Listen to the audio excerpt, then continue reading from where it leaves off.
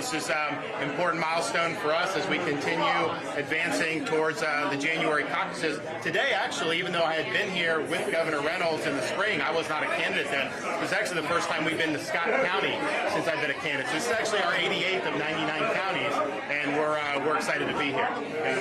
No, I can be more happy and more proud to endorse Ron DeSantis for president. All you have to do is look at his record. I believe with my heart and soul he is the one individual that can not only win, but he has the skills and he has the resolve to reverse the madness that we see happening in this country. And I am ready to go to the mat and do everything we can to get him elected the next president of the United States. Governor, how are you going to ensure that legal immigrants, as you said, assimilate to the country? Do you have to take a pledge? Will you be certain religions or countries that you keep out? How do you make that work?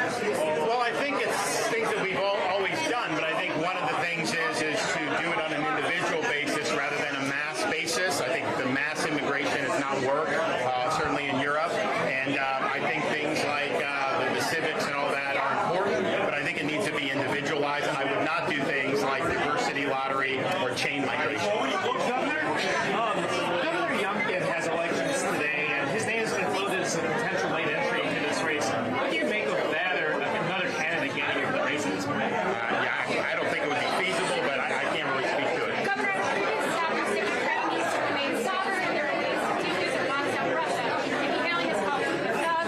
It's no words not supporting the Ukraine forever. How do you feel about that assessment, and what are the ways you would take that?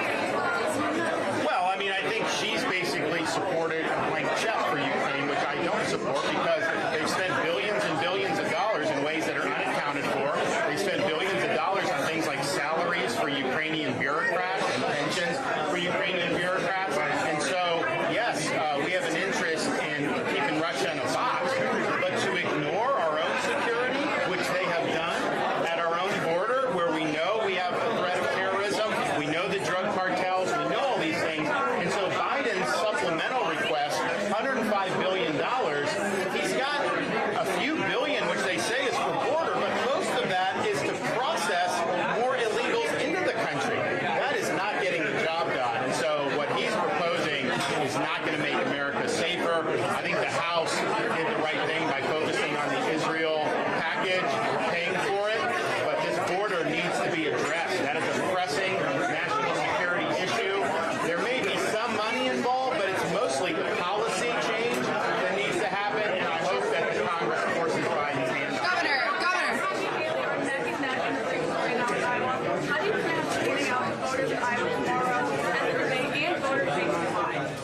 Well, what you do is you make the case, just like we've been doing. I can tell you, if you look at the number of commit to caucus cards, I think it's between 25 and 30,000 commit to caucus. I don't know that anyone's ever gotten that many in the whole time the caucus goes on, and we still got 70 days. So we're going to continue to build support and going in. But we feel great about where we are right now. We're in better shape than the previous Iowa caucus winners have been at this point. Clearly, having the governor helping us out is a big boost, and we're just going to continue to ride that all the way to the January caucus. Governor, I'm asking this because a voter brought it to your attention. He asked you about the left manipulating language, using the word retarded as an example. Do you think people should still use that word?